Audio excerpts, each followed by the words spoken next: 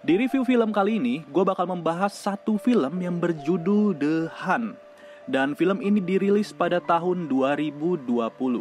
Film yang disutradarai oleh Craig Zobel ini memiliki genre thriller yang sangat gue rekomendasikan bagi kalian yang suka genre tersebut. Yang dimana pada awalnya gue iseng nonton film ini dikarenakan poster filmnya yang cukup unik, yaitu seekor babi yang sedang dipotret. Di awal film, kita diperlihatkan ada seorang wanita yang sedang duduk di suatu ruangan, yang dimana tidak terlihat sama sekali wajah dari wanita tersebut. Dan bahkan, gue juga gak tahu dia ini siapa. Dan ternyata, kita diperlihatkan bahwa wanita tersebut sedang chatting di handphonenya, yang dimana multi-chat tersebut terdiri dari beberapa orang.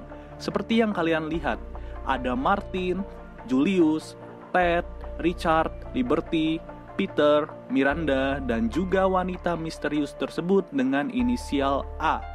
Di awal percakapan terlihat tidak adanya sesuatu yang menjanggal. Dari isi chatnya sih mereka bisa dibilang kerabat dekat yang memang akrab lah ya. Tapi di ujung percakapan, si cewek berinisial A ini mengetik suatu pesan yang terdapat kata The Hun dan juga The Manor. Ya, gua minta kalian ingat kata-kata The Manor. Kalau diartikan, kalimat tersebut berarti setidaknya sebentar lagi perburuan, tak ada yang lebih baik dari pergi ke manor dan membantai orang tercela. Dan film pun dimulai. Scene berikutnya, kita diperlihatkan percakapan antara dua orang yang jelas seorang wanita itu adalah pramugari dan seorang lelaki yang gua nggak tahu itu siapa. Percakapan ini tentunya menunjukkan keberadaan mereka yang sedang di pesawat. Lalu, sang pramugari tersebut menuangkan bir ke gelas lelaki itu. Malah luber. Dan ternyata pramugari tersebut sedang melihat seorang cowok yang keluar dari belakang pesawat. Tiba-tiba, seluruh penumpang pesawat tersebut teriak dan rusuh. Awalnya gue bingung, kenapa mereka kaget lihat orang keluar dari belakang pesawat. Padahal kan sama-sama manusia, udah kayak gak pernah lihat manusia aja gitu loh. Dan di saat pria tersebut histeris, ada seorang aki-aki yang mencoba menolong pria tersebut dan mengaku sebagai dokter.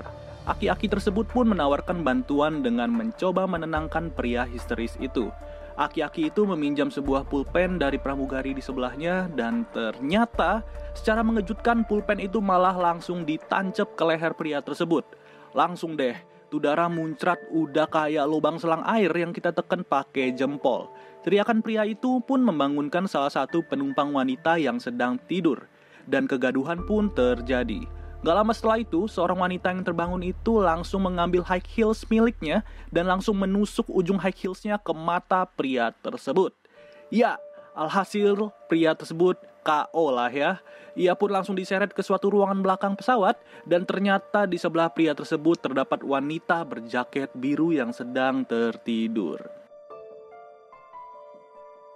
Kita diperlihatkan wanita blonde yang sedang terbangun dari ketidaksadarannya. Yang lebih anehnya lagi, wanita tersebut terbangun dengan mulut yang dirantai seperti layaknya hewan. Sumpah sih, ini aneh banget sih ini. Gua pas nonton ini juga heran, kok bisa kayak gitu. Dan ternyata wanita blonde tersebut adalah wanita yang tertidur bersama pria histeris tadi di ruangan belakang pesawat. Wanita blonde itu pun bangun dan bingung dia lagi di mana. Gak lama setelah itu, di dekat sungai ia melihat seorang wanita berbaju oranye yang sedang jongkok dengan kondisi mulut yang dirantai juga. Wanita berbaju oranye tersebut terlihat sedang memegang sesuatu bertuliskan kristal. Tulisan tersebut adalah nama dari wanita yang sedang jongkok itu. Cewek blonde berjaket biru itu pun meneriaki kristal. Tapi si kristal malah diem aja dan gak nengok sedikit pun. Dan dia malah pergi gitu aja. Gak lama setelah itu, si cewek blonde berjaket biru itu pun berjalan ke tengah lapangan. Yang ternyata, dia baru sadar kalau dia gak cuma berdua sama si kristal di hutan itu. Ada beberapa orang juga dengan kondisi mulut dirantai seperti cewek blonde tersebut. Dan mereka saling melihat satu sama lain dengan rasa penasaran yang tinggi dan juga bingung. Di tengah lapangan tersebut ternyata malah ada satu peti kayu besar dan juga linggis yang gak tahu maksudnya apaan. Salah satu dari mereka mencoba mendekati peti tersebut dan membukanya. Tiba-tiba ada satu bapak-bapak yang bilang itu adalah jebakan dan jangan dibuka. Mendengar omongan bapak itu, orang-orang yang tadinya dekat dengan peti tersebut langsung mundur jauh ke belakang. Tapi tidak dengan cowok bertopi yang penasaran dan tetap mau membuka peti itu pakai linggis. Gua kira mah isinya monster atau apaan gitulah ya. Pas nonton ini gue udah deg-deg ser aja gitu. Yang keluar ternyata... Gua pun sadar, seekor babi ini mengingatkan gua dengan poster dari film yang menampilkan potret seekor babi juga ya. Jadi poster film ini juga kan potret seekor babi gitu ya. Mungkin ada hubungannya. Di sisi lain, pria bertopi tersebut merasa melihat sesuatu yang masih ada di dalam peti besar tersebut. Dan bener aja, pas ditarik, sesuatu yang ada di dalamnya ternyata adalah rak yang berisi senjata-senjata seperti pistol dan juga pisau. Mereka pun langsung mengambil senjata masing-masing dengan rasa bingung dan juga penasaran. Saat berjalan, si wanita blonde berjaket biru ini menemukan sebuah kunci untuk membuka rantai di mulut mereka. Mereka pun saling membuka satu sama lain. Gak lama mereka mengobrol, mereka mendengar suara tembakan di ujung lapangan. Yang gak tahu dari mana suara tembakan itu. Dan tiba-tiba, si cewek blonde itu udah kena headshot aja. Ya, padahal di awal film gua kira cewek blonde ini bakal jadi MVP sih di film ini, sumpah. Ternyata ekspektasi gua salah. Dari banyaknya serangan yang mereka dapatkan di lapangan, tersisalah 4 orang yang saling ngobrol satu sama lain. Lalu mereka mencoba memanjat pagar berkawat untuk kabur dari tempat itu. Di saat mereka memanjat, ada beberapa panah yang menembak ke arah pria bertopi dan akhirnya mengenai pria bertopi tersebut. Alhasil, ia pun harus koit di hutan tersebut. Lalu, 3 orang tersisa melarikan diri dari hutan tersebut dan menemukan sebuah minimarket. Mereka merasa bahwa itu adalah tempat yang aman untuk bersembunyi dan meminta bantuan.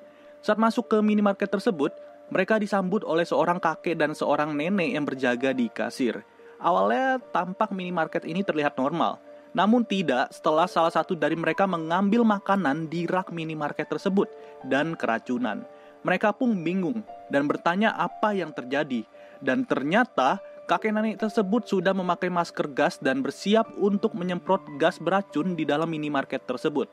Yap, dari sini terlihat bahwa penjaga minimarket itu pun bukan orang yang baik. Entah apa yang terjadi di kota ini. Gue sendiri pun bingung. Kok bisa-bisanya minimarket pun membunuh orang yang datang untuk meminta pertolongan. Mereka bertiga pun langsung ditembak dan disembunyikan di gudang belakang. Gak lama dari kejadian itu, ada suara panggilan dari walkie-talkie yang dimiliki kakek nenek tersebut. Dan mereka diberitahu bahwa akan ada satu orang berinisial Snowball yang sedang menuju ke minimarket tersebut. Mendengar panggilan tersebut, kakek nenek itu langsung bersiap-siap seperti semula dan seolah-olah tidak terjadi apa-apa. Di sini gue sadar, ternyata yang berinisial Snowball tersebut adalah si Crystal yang tadi sedang jongkok di pinggir sungai. Gue pun bingung entah gimana caranya dia bisa kabur dengan ekspresi secuek itu. Hey there. Saat memasuki minimarket tersebut, si Crystal menunjukkan wajah cuek dan tidak adanya rasa penasaran sama sekali. Ia pun meminta sekotak rokok beserta koreknya untuk ia beli. Lalu ia membayarnya dan menunggu kembalian dari si nenek tersebut. Sambil menunggu, ia bertanya sedang berada di mana. Si nenek pun menjawab di Arkansas. Ya, buat yang nggak tahu, Arkansas adalah satu negara bagian di Amerika Serikat. Mendengar jawaban dari nenek tersebut, si Crystal langsung menghajar mereka berdua dan menembaki mereka berdua sampai tewas dengan merebut shotgun si kakek. Dari jawaban si nenek lah, Crystal sadar bahwa mereka sedang berbohong. Karena harga rokok di Arkansas hanyalah $6 dan kembalian yang ia terima tidaklah sesuai dengan harga rokok Arkansas yang sebenarnya. Sumpah sih, ini si Crystal keren banget sih. Dia punya instingnya sama nalarnya kuat banget. Sumpah, favorit. Singkat cerita, Crystal keluar dari minimarket tersebut dan melihat mobil pick up yang sedang terparkir. Dan ia pun tidak langsung percaya dengan keberadaan mobil tersebut. Benar saja, saat ia mengecek plat nomor mobil tersebut yang bertulis Arkansas, ternyata itu hanyalah plat palsu. Crystal pun langsung sadar di mobil tersebut sudah dipasang jebakan. Di gagang pintunya terdapat senar yang sudah dikaitkan dengan tangki bensin mobil. Apabila gagang pintu ditarik, maka mobil itu akan meledak bersamaan dengan orang yang membukanya. Tidak lama kemudian, datanglah seorang pria brewok yang menghampiri mobil tersebut. Si Crystal pun langsung bersiul dan memberitahu ke pria tersebut bahwa mobil tersebut jebakan.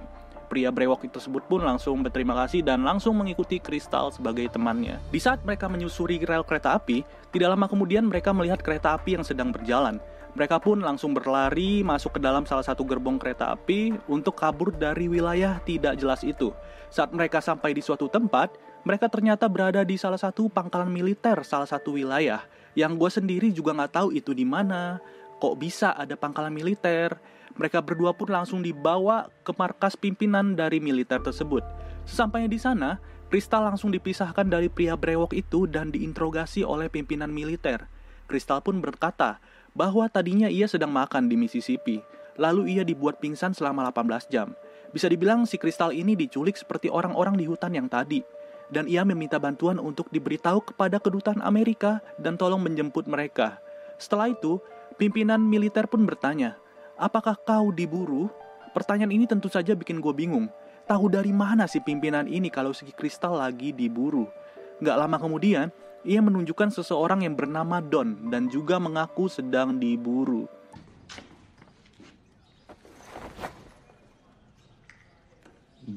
Don dan Crystal pun dipersilahkan untuk makan di camp tersebut dan beristirahat. Tidak lama kemudian, mereka melihat datangnya mobil kedutaan Amerika yang baru saja masuk ke camp tersebut. Don pun terlihat senang tahu mereka sedang dijemput. Scene berikutnya kita diperlihatkan Crystal dan Don sudah berada di mobil kedutaan bersama pria yang menjemput mereka. Di tengah perjalanan mereka saling ngobrol satu sama lain dan pria tersebut menjelaskan bahwa akan mengeluarkan mereka dari tempat ini. Pria tersebut berkata bahwa ini adalah ulahnya para elit atau orang-orang kaya di Amerika. Dan Don bertanya mengapa mereka dipilih. Pria tersebut pun menjawab mungkin adanya dendam pribadi.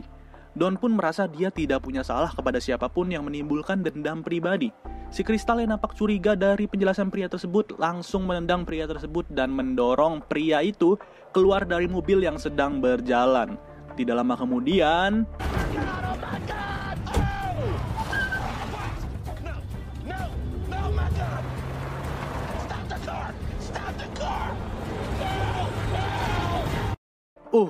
yes, Crystal pun langsung mengambil pistol yang ada pada pria tersebut dan membuka bagasi mobil. Saat ia membuka bagasi mobilnya, ternyata isinya adalah jasad dari pria brewok yang bersama Crystal di kereta tadi. Crystal pun menemukan sebuah map dan juga setumpuk uang yang ada di dalam bagasi tersebut. Don pun sadar bahwa orang yang menjemputnya adalah orang yang sudah dibayar oleh pihak tertentu untuk menangkap mereka. Dari map yang ditemukan Crystal itulah, mereka tahu harus kemana berikutnya. Scene kemudian berganti ke sebuah pembicaraan antara orang-orang yang sedang berada di sebuah ruangan. Terlihat di ruangan tersebut juga lengkap dengan berbagai senjata. Ya sudah sangat jelas ya, mereka-mereka ini adalah orang-orang yang berada di dalam pesawat pada scene awal tadi. Gak lama kemudian, mereka mendengar adanya suara di dekat ruangan mereka. Dan ternyata, itu Crystal yang menembaki mereka semua satu persatu. Gak lama kemudian, Don pun datang. Di saat itu juga bunyi suara telepon dan langsung diangkat oleh Don. Wanita di telepon itu memanggil nama Don dan si Crystal pun langsung curiga kepada Don. Entah kenapa si penelpon di sini memanggil nama Don. Hey. What's going on? You one of them? What? No. Pada akhirnya, Crystal pun tidak percaya pada Don dan menembaknya.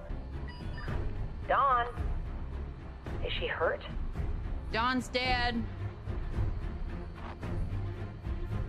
Because of me. Akhirnya tersisa seorang tentara Amerika yang sudah sekarat dan ditanya oleh Crystal mengenai siapa yang ada di balik ini semua. Tentara itu pun ternyata disewa oleh mereka untuk melatih mereka dalam olahraga ini, seperti menembak dan mengatur strategi. Tentara itu pun langsung memberitahu lokasi orang di balik ini semua dan tentara itu pun ditembak oleh Crystal. Singkat cerita, si Crystal langsung datang ke lokasi pelaku tersebut dan ia pun diarahkan kepada sebuah rumah mewah. Ketika sampai, Crystal pun diberitahu melalui CCTV untuk meletakkan senjatanya ke dalam kotak surat dan harus masuk tanpa senjata. Kalau tidak, maka ia akan diledakkan dengan bom yang sudah ditanam tepat di bawah Crystal berdiri. Ya, nurut aja lah ya si Crystal daripada mati konyol. Saat memasuki rumah tersebut, Crystal pun langsung melihat seorang wanita. Mereka pun saling ngobrol dan bertanya satu sama lain. Ternyata, wanita tersebut adalah wanita yang sama di scene awal film. Mereka pun saling berkelahi dan adu jotos satu sama lain. Perkelahian antar wanita pun gak bisa dihindarkan lagi. Terlihat dari perkelahian ini, Crystal sudah tidak bisa melawan, terlalu banyak. Yang dimana ia sudah terkena luka yang cukup parah. Luka tusukan pisau di perut membuat Crystal harus terkena pisau blender yang ditusuk oleh cewek tersebut ke perutnya. Tapi si Crystal tidak diam gitu aja. Dia juga langsung menusuk perut wanita tersebut dengan pisau blender yang menancap di perut si Crystal. Ya, jadi kayak berbagi rasa sakit itulah. Cuma si Crystal sakitnya double sih. Mereka berdua pun tepar satu sama lain dan saling bertanya satu sama lain lagi. Wanita misterius tersebut bertanya satu pertanyaan terakhir kepada Crystal. Apakah dia adalah orang yang tepat dengan nama pengguna Justice for Y'all? Are you justice for y'all? Dan Crystal pun menjawab bukan. Ya, wanita misterius tersebut pun syok dan tewas. Malah si Crystal yang masih hidup dan langsung membersihkan luka dan badan. Crystal pun berdandan layaknya orang kaya dan langsung masuk ke pesawat pribadinya wanita tersebut dan meminta untuk dipulangkan. Dan film pun berakhir. Ya, pasti kalian bertanya-tanya kan, sebenarnya apa sih yang terjadi? Kok bisa gitu loh mereka diculik lalu ditempatkan pada sebuah hutan yang gak jelas itu apaan?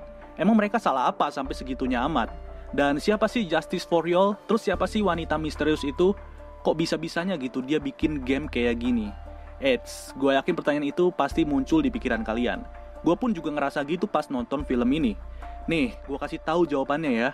Sebenarnya dari awal film kita udah dikasih tahu satu kata kunci yang menjawab kisah dari film ini.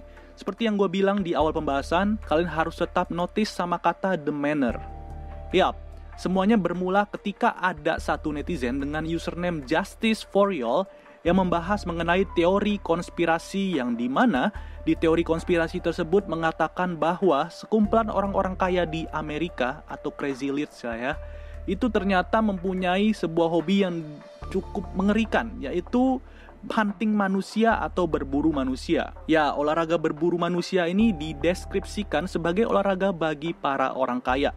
Dan manusia yang diburu adalah orang-orang miskin di Amerika. Teori konspirasi itu muncul bukan karena tanpa alasan. Seperti yang kita lihat di scene awal film menunjukkan ada seorang wanita yang lagi chatting sambil duduk di sebuah ruangan. Lalu di multichat itu si wanita ini mengetik pesan yang berkalimat, "Setidaknya sebentar lagi perburuan. Tak ada yang lebih baik dari pergi ke Manor dan membantai orang tercela." Yang dimana The Manor atau Manor Gate adalah sebuah tempat buatan yang disiapkan khusus untuk melakukan olahraga berburu manusia.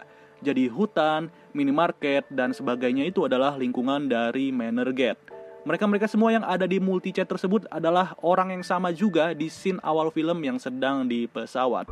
Mereka adalah orang-orang kaya yang terlalu banyak uang dan mungkin bosan untuk melakukan hal yang biasa. Di akhir film juga ditampilkan scene di mana wanita misterius itu sedang berada di sebuah perusahaan. Ternyata ia adalah seorang CEO dari perusahaan ternama di Amerika. Dia bernama Athena. Makanya di percakapan itulah dia mempunyai inisial berhuruf A. Di scene yang menampilkan Athena sedang berdiskusi dengan seorang wanita dan seorang pimpinan perusahaan, diceritakan juga sebenarnya apa yang terjadi. Kok bisa sih Athena sekejam itu? Apakah dia psikopat? Sebenarnya Athena tidak mempunyai niat sejahat itu, guys. Ketika ia diberitahu oleh pimpinannya mengenai adanya berita viral yang dibahas netizen, yaitu teori konspirasi mengenai perburuan manusia yang dilakukan oleh CEO dan rekan-rekan di suatu perusahaan terkenal, dalam artian yang dimana ini adalah chat dari Athena dan teman-temannya di awal film. Chat ini pun menjadi omongan di antara netizen, yang dimulai dari sebuah akun yang bernama Justice for Y'all. Hal inilah yang bikin Athena geram. Karena sebenarnya chat itu hanyalah sebuah candaan dan tidak benar sama sekali mengenai perburuan manusia. Tapi karena netizen-netizen maha benar dan sok taunya tingkat dewa, dan seolah-olah menginginkan hal itu benar terjadi, maka dari itu diwujudkanlah secara real olahraga perburuan manusia itu oleh Athena dan teman-temannya. Secara Athena dan teman-temannya adalah Crazy Rich gitu loh. Langsung dibuatin beneran tempat perburuannya dan bahkan mereka juga menyewa seorang tentara untuk melatih mereka menembak dan berburu. Athena yang sudah terlalu geram dengan teori konspirasi tersebut lalu berniat untuk melacak info dari lokasi netizen-netizen yang membuat terjadinya teori konspirasi tersebut. Dan ternyata netizen-netizen yang membahas teori konspirasi itulah yang diculik dan dimasukkan ke dalam Manor Gate. Salah satu akun yang memulai ini semua dengan username Justice for Y'all itu ternyata adalah seorang wanita bernama Crystal. Dan maka dari itulah di akhir film Athena bertanya kepada Crystal, "Apakah kamu Justice for Y'all?" Dan si Crystal menjawab, bukan. Bisa disimpulkan, Athena salah menculik orang yang bernama Crystal.